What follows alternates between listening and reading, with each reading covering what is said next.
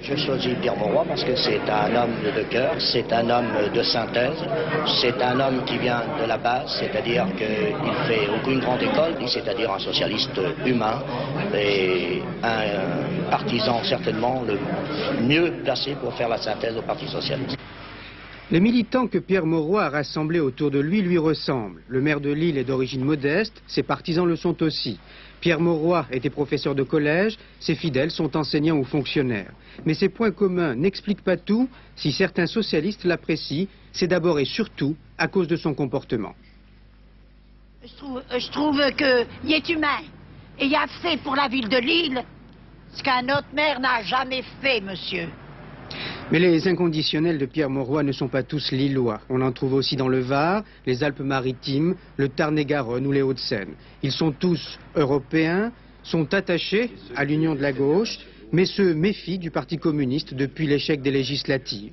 Ces centristes du PS réclament une plus grande démocratie au sein du parti, mais ne comprennent pas que le débat interne soit aussi virulent. Il paraît qu'ici ça se passe mal.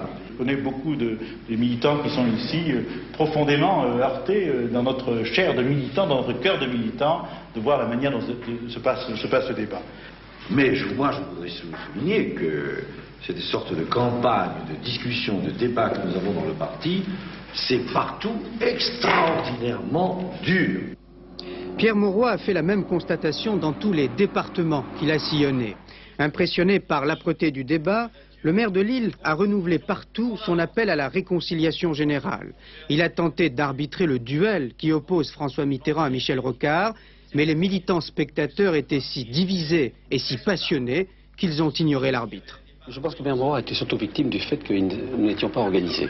D'une part, que nous étions vraiment pour le parti et que nous ne combattions pas pour des hommes. Et cette bipolarisation est très dommageable pour le parti. Alors il faut se battre non pas pour un candidat à la présidence, mais pour l'avenir du Parti socialiste. Et c'est cela que représente Pierre Mauroy. C'est l'avenir et non pas une ambition personnelle. Je souhaitais avec passion avoir cette synthèse, obtenir cette synthèse avant même la compétition. Et je pense que c'était possible. Les différents acteurs en ont décidé autrement. Il y a eu la compétition. Mais dans la compétition, comme toujours, ceux qui souhaitaient un règlement pacifique sont couverts par la fureur des combats. Mais maintenant que la compétition est terminée, c'est naturellement la synthèse qui s'impose à nouveau.